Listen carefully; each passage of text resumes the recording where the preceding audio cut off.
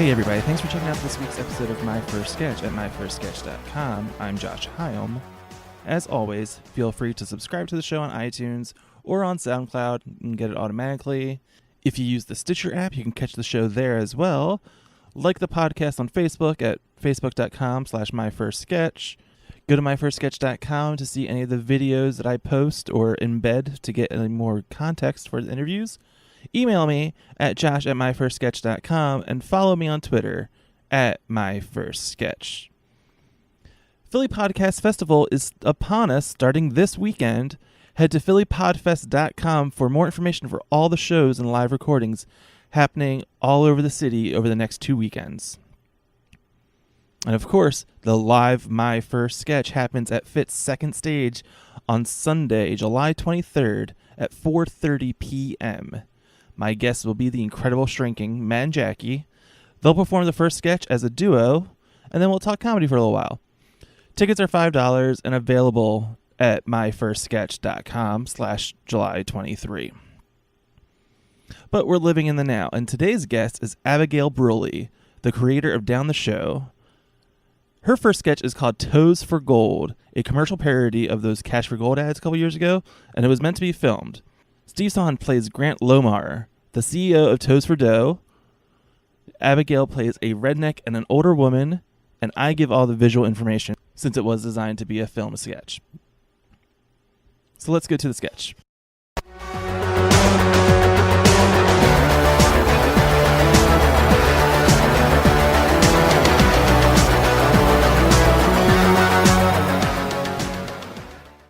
Exterior beach day. Got toes? Two men sit on the beach, smile, and wiggle their bee-ringed toes into the camera. Cut to exterior street day. Need dough? A heavily jeweled man points to a picture of a rocket pop at an ice cream truck and smiles pervertedly. A mustached ice cream truck worker hands the pop over to him. The jeweled man is about to enjoy his ice pop when the ice cream truck worker pulls it away, shakes his head, and rubs his fingers together. The jeweled man pulls out empty pockets and slumps. Cut to shoe store. Need dough more than you need toes? The same jeweled man struggles to slip his large hairy foot into a dainty slipper. He holds his foot up to the eye level, spreads his toes, and glares at them angrily. Cut to the interior of an opulent living room day. A jeweled man walks through the opulent living room with a grand piano, bearskin rugs, and gaudy statues everywhere. He wears a silk robe and heavily limps towards the camera. Hi, I'm Grant Lomar, owner and CEO of Toes for Dough, and I'm ready to take your unwanted toes and turn them into cold, hard cash. It doesn't matter where you get the toes from. They don't even have to be your toes. Cut to exterior of a trailer park. A hillbilly stands in front of a beaten-up pickup truck. Toes for Dough has changed my life. I sent in my old crusty toes and made enough cash to get those spinny things on my truck tires. The beaten-up truck has bright, gleaming, spinning rims on its tires. Cut to the interior of a bedroom.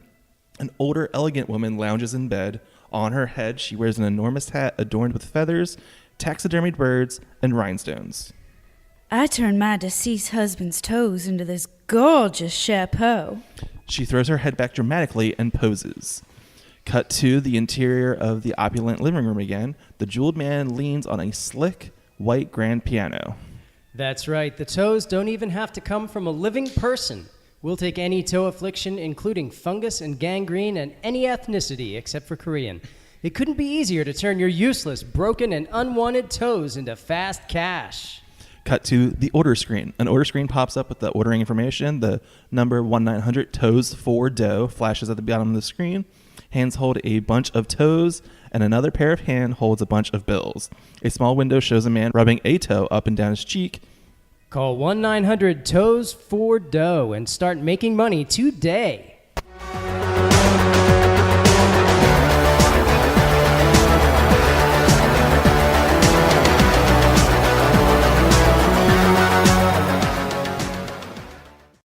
Hey, Abigail. Hi. All right, so tell me about this sketch. Where did this idea come from? Toes for Dough. I was taking a sketch writing class at UCB. Okay. Don't ask me with who, because I'll never remember. Okay, that's fine. So I don't know who they would be anyway. I was hoping that it was something like magical, like, oh, I took it with Bobby Moynihan or something. Yeah, no, it wasn't. Something fancy. It wasn't anyone that I exactly remember. And this was my homework. This was my very first homework of my very first sketch class. And it's obviously a parody, so... It's obviously a parody of Cash for Gold. Yeah, which, is that still a thing? Like, that's such a good question. Maybe I don't watch the channels that have the those. Businesses exist, Right. so I imagine they're like still paying for advertising. Yeah, so maybe I'm just not watching the channels that have those awful commercials anymore. Okay, so let's start off at the beginning. I always go to the beginning. What did you like growing up? What were you into? What did you watch? What made you laugh as a kid, or as a teenager, or your first comedy fandom? The Simpsons have always been really important to me. Is there like a specific episode that's like that you always like? How do you ask that question? Is there a specific Simpsons episode? Not like that's your favorite all time. Like, is there something that you can always go back and watch? I mean, anything centered around Ralph is always a great storyline, Ralph was the best. Or Millhouse, or a story centered around Millhouse is always great too. But we could go off talking about The Simpsons for like the rest of the hour. So. And I have to tell people. In high school, The State was my like ultimate. I guess elementary school and high school, The State was my ultimate. I'm trying to think of the timeline.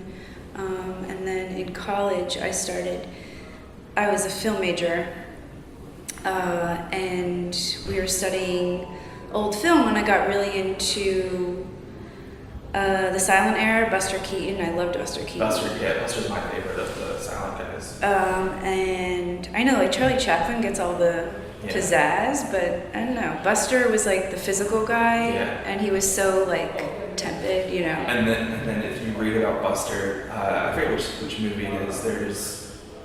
It might even be The General, but there's a movie where he basically breaks his neck on the one stunt, and he just keeps going. Like, oh my gosh. There's a stunt where like all this water has to wash over him, and it rushes way faster than he expected, and apparently he breaks his neck during it. And wow, breaking your neck, that's like deadly. Yeah, so Buster is awesome. Yeah. As jarring as it is to have the good guy in the movie be a Confederate train conductor, he's my favorite of the silent three. Absolutely. So you mentioned The State. So The State's your first introduction to sketch comedy, right? Like, probably. I'd say so. I mean, of course, I was always watched like Saturday Night Live with my parents or whatever, but I don't think that's sunk in as to what exactly was going on. The State is when it's like, oh hey, those are guys that like I would hang out with, and this is what they're doing, and so it sinks in more when you can relate to the people. Right. I couldn't relate to Saturday Night Live because it just seemed like big stars, like superstars, like untouchable. Yeah, I think that's a fair point with The State, and in The State when it happened, you would have been younger, you would have been elementary, middle school, teenager year, but The State were dramatically younger than most of the people in Saturday Night Live. Yeah, so yeah. It definitely felt like adult versus, probably they were adults, but they were in college. Clearly younger. Yeah. I asked everybody, and you say that you didn't connect as much with Saturday Night Live, but do you have a favorite Saturday Night Live cast member? Yeah, Gilda Radner. Gilda? Any specific sketches that really stick out for you, or characters that she had done? Or even post work that after SNL that? There's a sketch where she's at a high school dance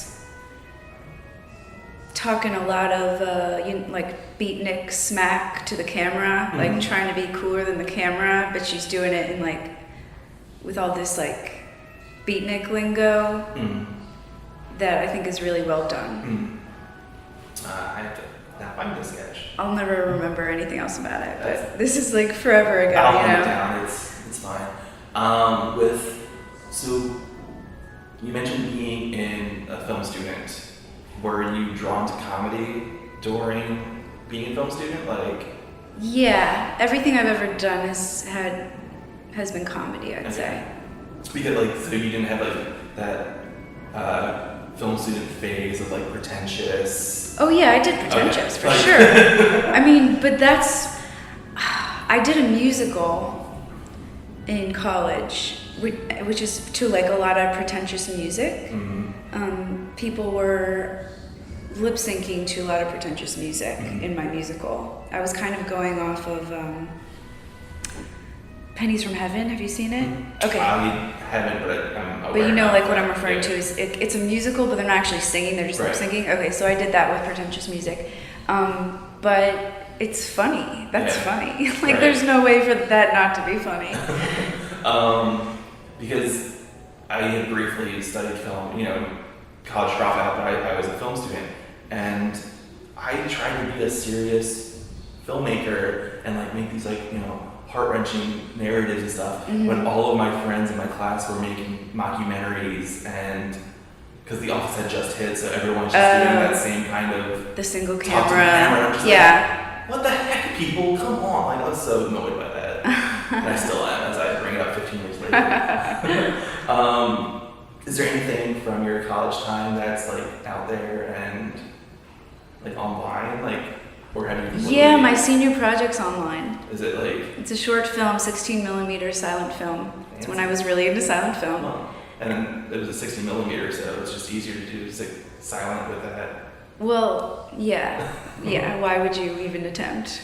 Because I remember all my friends who did 16mm in that class were just like, I don't want to put sound in later, just whatever. Right. Yeah, so it was very physical. Yeah. It was all physical comedy. Okay, so you mentioned going to UCB. Correct. Where do you get to that point where you want to take a class at UCB? Okay, so I was actually a double major in college. I majored in film and screenwriting. Okay.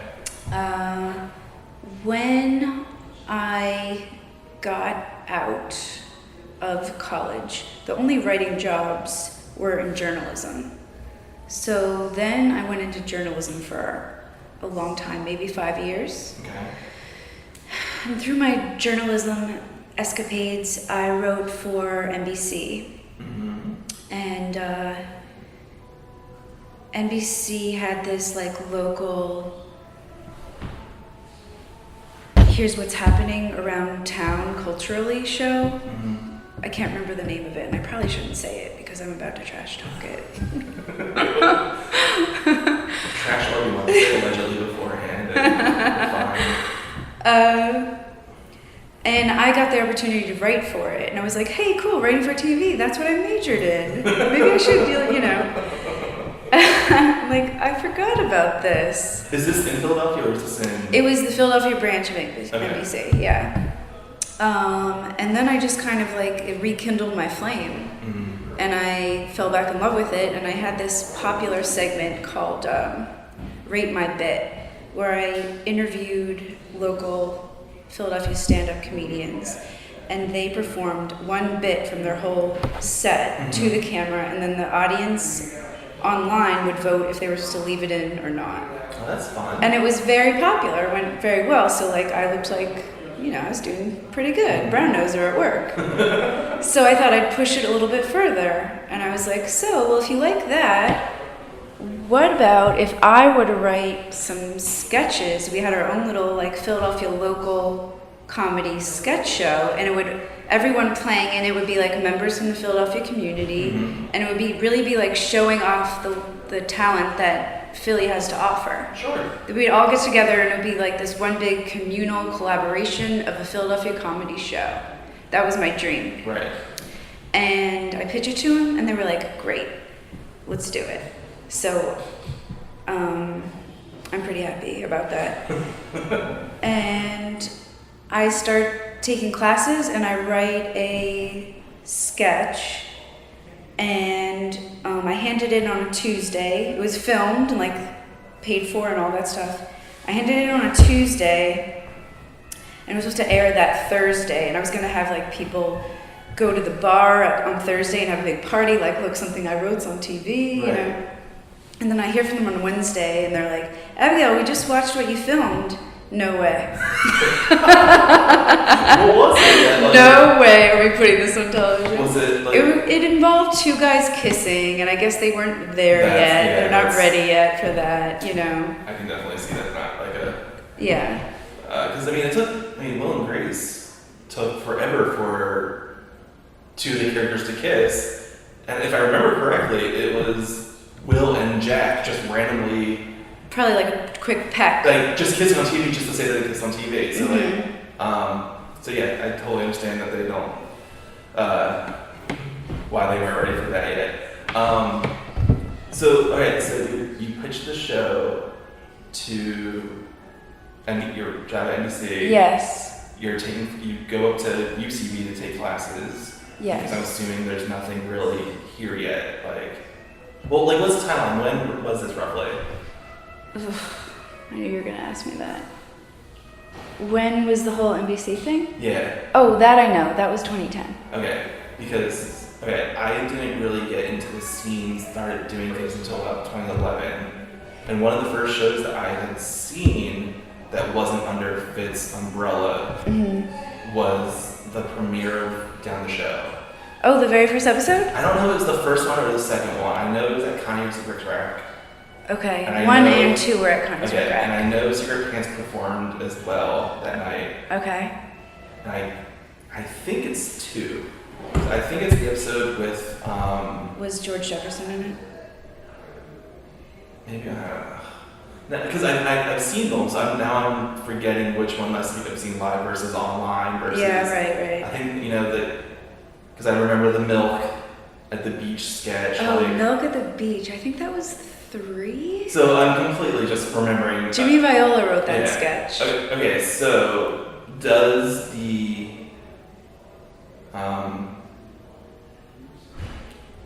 denial or the rejection from the job at NBC, does that lead into Down the Show? Yes, directly? exactly. Okay. Yes. So how do you go to direct Down the Show? How does that start for you? I ran into an old friend in a bar and said, hey, guess what? NBC's paying me to write comedy to go on TV. And he's a director, and I know his work. We grew up together, and I said, do you want to be my director? And he said yes. So we made this sketch together, and NBC didn't take it, but we had a great time. And I thought, well, that dream project that I pitched to them that they said yes to, but now said no to. Right. Let's do that ourselves. So that's kind of what Down the Show is supposed to be. It's supposed to be showing what all the different sketch groups, all the different stand-up comics had to offer, and putting it in one package as a show. Because I remember there would be stand-up interstitials. I think with Dookie, the one episode. That was filmed at the NBC studios. Okay. Oh, for some reason I thought that was during his old ministry show, but and then so Down the Show, how many episodes are there? 4. 4. Okay. Yeah. And They're each a half hour. And roughly, what's the time period of how long between episodes? I'd say 8 to 9 months. Okay. So with NBC, rejecting that sketch, Down the Show happening, you would do live premieres, and then was it actually going on the cable access, or was it just going straight online? No, it never went to NBC. This was the anti-NBC. Right, so it just went straight online after... Yeah, we would always premiere it first, and then put it up online afterwards. Okay. Because I had talked to Molly Silverman a couple of weeks ago, and I didn't know that was her first experience doing anything, was doing one of your sketches for Down the Show. She did the... yeah. I forget if it's a beer snob or a... Yeah, she was in that very first one with the guys kissing. She was in that. Oh, that's in that sketch. That's that sketch. Oh, yeah. Okay. It's 2 men trying to outwit each other of who's more into beer, Right. and they end up getting so passionately in a 'Cause it's, fight about beer that they end up kissing. And that's the big joke. And the other joke of it is that you and her look exactly the same. You're basically like whatever affectation or props Yeah, we're you're exactly wearing. the same couple sitting across from each Right. other, and it's really rubbing us the wrong And way.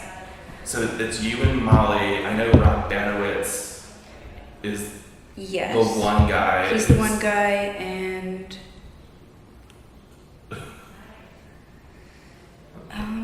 we'll come back to it. Oh no, I feel so bad. I can't remember. Well, there's an apology section at the end that I'll put in. Okay. When I figure out who it is, when I remember who it is. Okay. All right, so you do down the show you do 4 episodes down the show, you know, and then I was doing comedy for a bit, and then I disappeared after a certain show. I disappeared for a while and I stopped doing stuff. But you also just I did. I remember down the show happening, and then Nielsen. Let's talk about Nielsen first. Okay. Because I think Nielsen starts before. Sure. Where does Nielsen come in? Oh no, are you gonna ask me about timeline for That's is it during down the show? Yes, Okay. it was during down the show. Okay, was it the start before down the show? Were you doing improv? No, that came afterwards. Okay. Because I took a class, I took 101 with Andy Moskowitz, Okay. and I realized I wasn't any good at it, but I realized that it was such an amazing tool to learn, Right. especially if you're a writer of sketches, because so much amazing material comes out of it. Mm-hmm.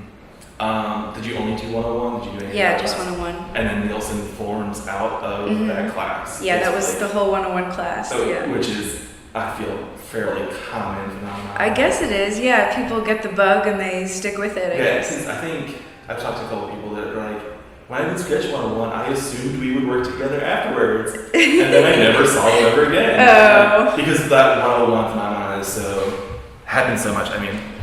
All right. So Nielsen happens for a bit down the show, and then I don't hear about you or down the show or anything for a while. That's so correct. That's very correct. Do you want, what happened? Okay, so the year is 2013. Okay. At this point, I'm doing down the show for about 3 years. 4 years? 3 years? 2013, I'm on vacation. I travel to Costa Rica with my husband, and we get in a car accident while we're there. Oh gosh. And everyone I say that to is like, yeah, of course you did, because it's lawless driving around there, just insane. You're taking your life in your hands, and I did have my life in my hands. We got in an accident, and I got hit, we were T-boned, and I was in the passenger seat, so I got the brunt of it. Ugh.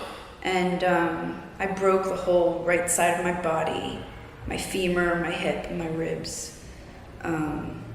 And I got a brain injury. So the body heals. I'm full of titanium. I'm like a bionic woman. I was gonna say, it was bionic. It was bionic. The body heals, but the brain thing, it kind of changes you, and the recovery is so slow. Yeah. So it took me a really long time to learn about life again, because I forgot everything. Mm-hmm. That whole thing with Goldie Hawn in Overboard, it's kind of true. Mm-hmm. It's amnesia. That's I was hoping, because I had known that there was an injury, and I didn't want to be like, so what year? I didn't want to go to specific details. I just wanted a general. Yeah. All right. So you have a brain injury. You're recovering, because I feel like that's not something that's. Okay. Yeah. I'll tell you the timeline. Is there a certain point that's I'm because I don't feel it's a brain injury. There's a point where you're I'm healed. Yeah, you're always gonna feel. Here's the thing: you never heal. You'll never get better. You just get better at the new you. Right. You get better at dealing with the new you, and you make it work. Mm-hmm. Basically. How do you Is the new Abigail creative still? Yeah, more so even. Okay. So don't ask me timeline. But okay, this not to. happened in 2013 to 2017, so sometime between there is all I'm gonna say. I'm recovering and it's boring. it's boring to recover because I'm sure. I can't do much because everything makes me so tired. Did you have to like relearn like motor skills and like relearn to write? I had to and all that relearn stuff? to read, write, draw. Oh gosh. You know, I had to relearn who my family was. When I first saw my sisters afterwards, I remember a nurse saying, "These are your sisters." And I said, "They definitely look like someone's sisters, but I don't think they're mine." Wow. It was pretty, yeah. And my husband chose not to take photos or video of any of this time because he thought that it would make me cringe afterwards. But I was like, not me. This is like amazing fodder that you let slip through my fingers. Yeah. Yeah, I had to relearn everything and relearn. There was like this a photo album of like friends with their names next to them and like how I knew them, specific memories, so I could like relearn my friends. And I remember when I got out, people would contact me and I would look them up on Facebook to see what like our past relationship was so I could fake that I hadn't missed a beat. Which I've never thought about it that way. Like Facebook could actually be It could be productive. an amazing tool. But I in a got scenario like that. the Like, thing is, I got a lot of the relationships totally wrong because Okay. it's not the most accurate depiction right. of like, a friendship. Right, because there's pictures of me with people on Facebook that I would never be like, I would never really consider them friends, like, you know. And if you didn't acquaintances remember and like you that. saw these pictures, you'd be like, "Oh, look, our arms around each other. We must be like close friends." Right, or like, you know, like the people that you've hung out at bars with Mm-hmm. in your early 20s, you might, you know, like, oh, these people are important to me, but they were just drinking buddies. They were Exactly. trivia night people, you know, like. And there's a lot of people that I was like, "Oh, okay, so I knew them through the comedy scene. Okay, so I should be able to like be myself around with them. Mhm. Like they're probably like someone with a sense of humor that I could just be Sure. my new weird self and it would go over well."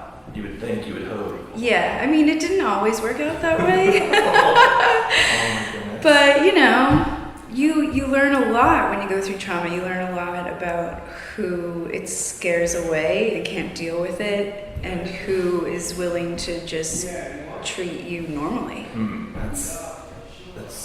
I can't even fathom it because I don't deal with that stuff well at You're all. dealing with it great right I'm now. on- You're dealing with it 90% better than most people I talk But I'm to. also, I didn't know Abbott, you know, like I didn't really know you before. Like I think we might have said hey or something, you know, crossing paths at one point. But like, because the one example from my life is that when my grandfather died of a car accident, and I refused to see him in the hospital because I didn't want to remember that grandfather. I wanted, you know, the real person that took me to the same museum every week for all summer because he didn't remember, because he was like going a little Alzheimer, but then he got hit by this car and I refused to go into the room or anywhere near him, like, and I didn't even want to go up to the casket afterwards because I didn't want to see. Yeah. But Well, if it makes you feel any better, I wasn't allowed visitors in the hospital because like they were afraid that I would either get overstimulated or that I would say something to piss them off. how long were you in Costa Rica? Like, were you recovering down there, or? No, we had just gotten there when we got in the accident, Mhm. and then I was kept in a Costa Rican hospital for 3 days. Okay. And then I was put on an ambulance helicopter back to Philly.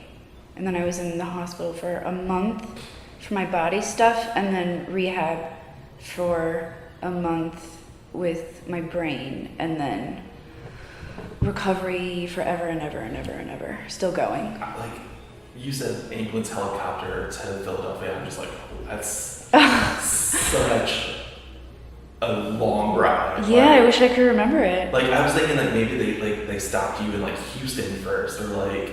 We did stop in Miami, apparently. Because I was like, you know, like let's do this in Houston, it's closest, you know, or whatever. But like, geez, wow, that's crazy. It sounds really cool. I wish I could remember it. Or there were photos, or like. There's a photo of the jet. I'm sorry, I called it a helicopter. It was actually a jet. Okay, that was the other thing. I was like, helicopters can do that? Yeah, it was a jet. It was a jet. Okay, so new Abigail. Okay, yeah, so I was going through the timeline. Okay, so, and then after I get out of the brain rehab, there's therapy, recovery. And I have so much time on my hands because I can't really do much because my brain, I still have this problem where it doesn't know what sounds or stimuli are important to pay attention to and what stimuli I can just ignore. That's not important. So it pays attention to everything at full force. It does say, so living in a city must be... Not usually, but right now my neighborhood is under construction in every direction, so there's like drilling and beeping, and it's an obstacle course getting around. Even without Ranger, that sounds awful to me. Like, so, and then I also get like tired really easily because I have to think a lot harder about things that other people just do mindlessly, like using a fork or putting on your coat. Like I have to like really focus to like put on my coat, you know, and it gets tiring having to think that much. So here's what happened.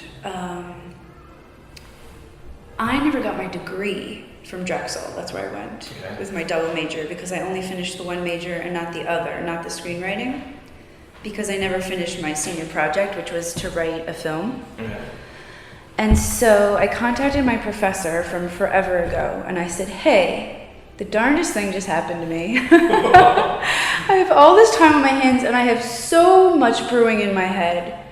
I really want to try to write that movie and get my degree.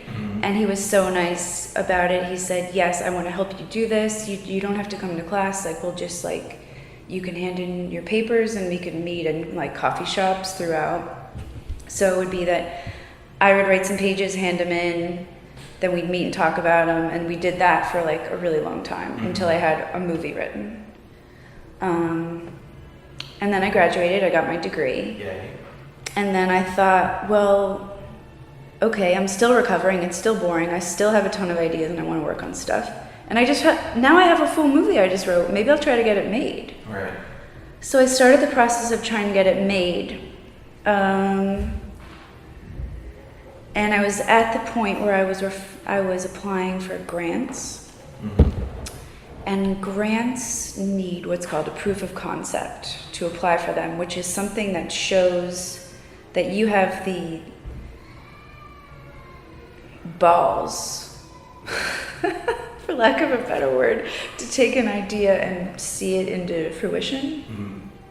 So that's why I'm just finishing a short film that serves as my proof of concept for my feature. And is that short basically just like a scene from... No, because I didn't want to give any of the movie away, so I just took like 2 characters from the movie and put them in a different scenario. Okay. But you're still like, it's still within that world, it's still in that... Yeah, I'm still showing that like, hey, look, I can get ideas done. Sure.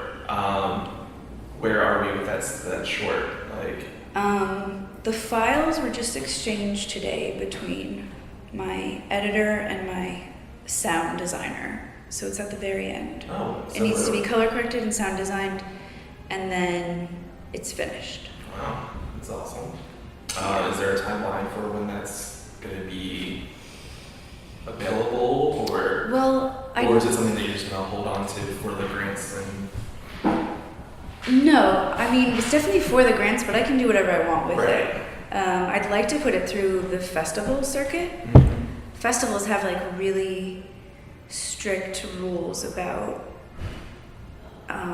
where a movie has been screened. For instance, Iowa Film Festival only wants it to be screened in Iowa at their festival and nowhere else. Which I can't imagine is very helpful. Yeah. Iowa should not be so picky. Yeah, right, exactly. Come on, Iowa. And it can't be online. It can't be available online. That's what I assumed. That was the big one that I thought would be. So I'm going to do the festival circuit for a while until I'm just like done with it, and then I'm going to put it online. Probably a VOD kind of situation. Sure. I was thinking Amazon Direct. Yeah, I've heard decent things about that. Like, or Vimeo Pro, but short filmmakers that I'm in contact with have really seen a lot of success from Amazon Direct. Okay. So I remember that there was I'm going to completely bungle it, but I know there was a controversy with Amazon Direct because they censored like horror movies for a while, like, or something like that. Like, Gore movies? Yeah. But if you're not doing a horror movie, that doesn't matter to you. Like, so that's fine. I'm doing weird absurdist comedy, so. Which is perfect. Yeah.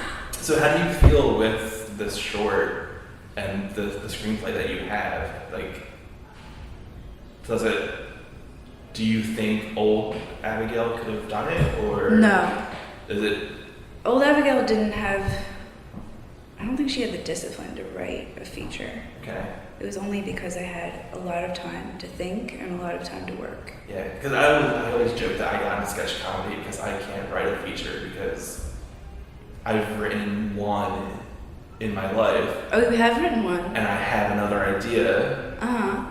But that idea has been on page 2 since like. Well, yeah, but you've written one. I mean, that's an achievement. It's not very good. Like, it doesn't matter if it's and it's still a first. What is it, like 100 pages about? Probably like 90. Yeah. Okay, you wrote 90 pages of something. That's huge. Yeah, but only 4 people have ever seen it too. So. Does that matter? I don't know. Like, there's a part of me that's like, I can write hundreds of sketches and stuff, but if they're not on stage, it doesn't matter. You know, like. That kind of art is meant to be consumed, and if it's not consumed, it's not. So why don't you put your sketches on stage? Because I'm busy doing this. Okay. This has been my outlet for the last year or so. Yeah. So, and sketch is a collaborative thing, and I'm not very good at people. Oh my god, that's something that I've really had to like swallow, and this new like trying to be a filmmaker is. I keep having to remind myself, film is a collaborative project. Which, yes. Like it can't all be what Abigail wants all the time. And then at a certain level of film, it's even more collaborative because, like, you know, there's a difference between your 16 millimeter project in school where you and a couple friends probably did everything. Where now you probably have to, with the now short, I hire out for more other things. people. Yeah. That features when you have even more like. Oh, that sounds just. It's not as bad as it sounds because it's all creative people that are like all going towards the same goal. And that's how with sketch comedy, it's finding the people with the similar mindset of what you want. Like the sketch comedy I did previously, our group, I love our group, I love the people in it, but there were such weird like changes in tone and like subject matter. Like it just. There was a bit of disjointed, I always felt, and whenever I see a group that has like a very distinct voice going through, I'm always envious of that compared to. But, yeah, I can't imagine how that's done. Yeah. And with bands too, like music bands, how do they decide that they all have exactly the same style? I don't understand how this collaborative thing works. I don't get it. Yeah, I guess I do it with film, but how? But it's different? Yeah, it absolutely is. Because I'm the writer, so it's going to go how I wrote it. That's not going to change. Did you also direct the short? Or? I did, yeah. So you're in charge, and it's as much as it's collaborative. Being the writer-director of a short, the buck stops with you. You technically should. That's true. If I want to make final approval, final say on any of those decisions. Like, if I want to make it harder on myself, I'll have more of a say in everything. But I don't. I want to make it stress-free. Yeah. So I just let people do what they want to do. And sometimes I speak up and give notes, but a lot of times I'm just like, I trust you. We're working together. Let's just go with what you think is the best. And it's worked out so far? Yeah, I mean, we'll see. We'll see. I don't like that we'll see. That's another thing that I'm just like, no. Well, see, it's not done yet. It still has to go through the fingers of like 4 other artists. But so far we're good? Yeah. Okay. Yeah. But there's color correcting, and if there's a weird tone in it, that's gonna be a problem. Like something that's greener than you want it to be, or that's my thinking is that's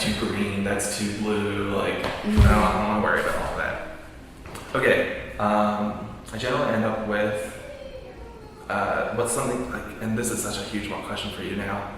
What's something that you've learned from comedy?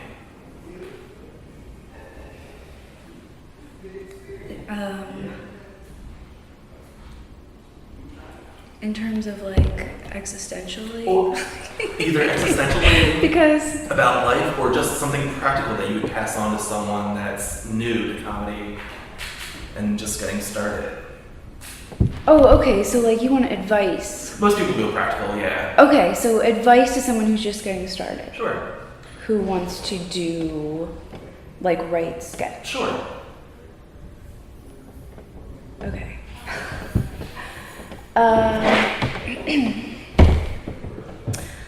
Start a folder on your phone called Ideas and take a lot of long walks and record everything.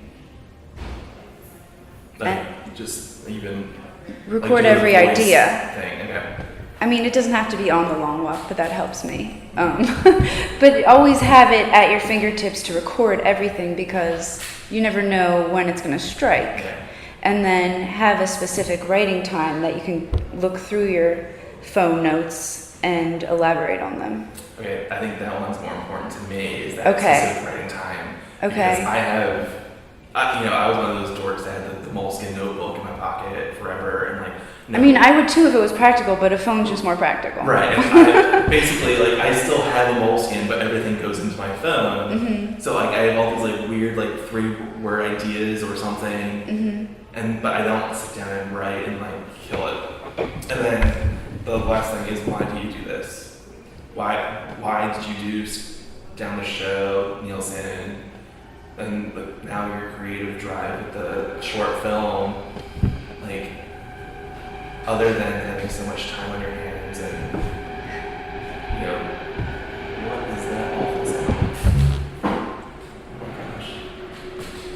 So, The question was, why do I why? bother doing this crap? I'm not saying crap. Don't, No, you could say it because it's a lot of headaches. but I bother doing it because it's my lot in life. Unfortunately, it's what there's just nothing better to me than going into production on something that used to be in my head. mm-hmm.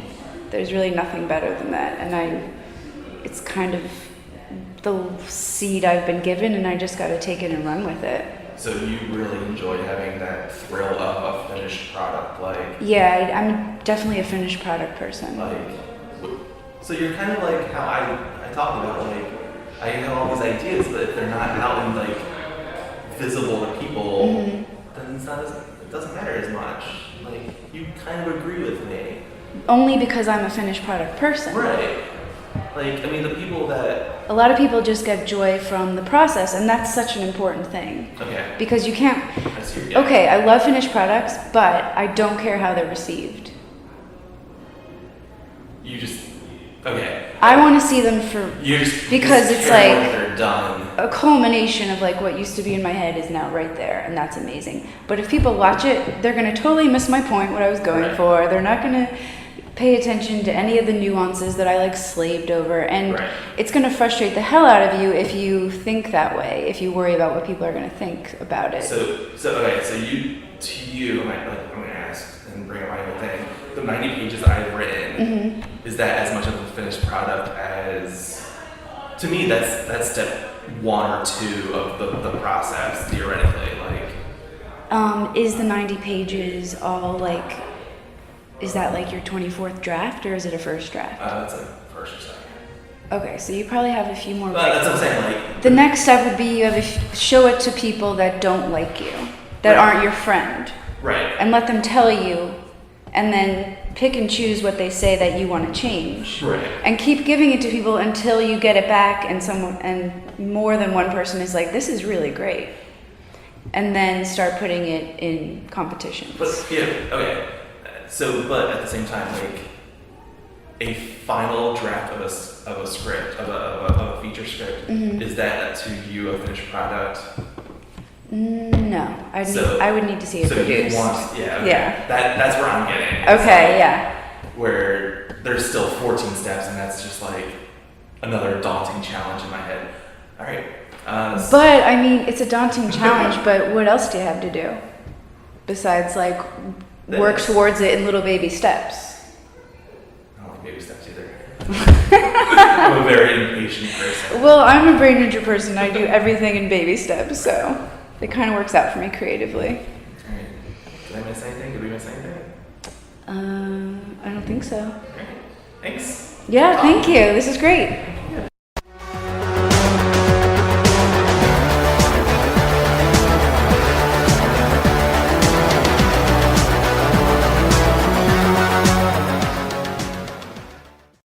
Apologies to Todd Schaefer, who was the other male actor in the Beer Snobs sketch that we talked about. His name escaped us during the chat. You can follow Abigail's journey into film at facebook.com/femmeflash. She's currently working on a short film starring Ted Leo, and that sounds pretty cool.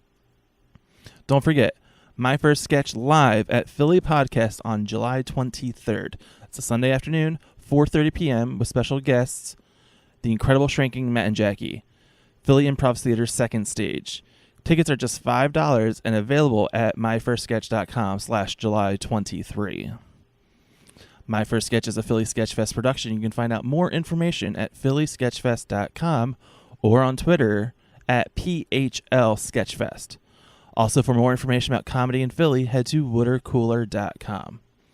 The music on this episode is by the band Nono, which you can check out at nonoband.bandcamp.com. And of course, like My First Sketch on Facebook and follow me on Twitter. This is Josh Hyam. Thanks for listening. Go see some comedy.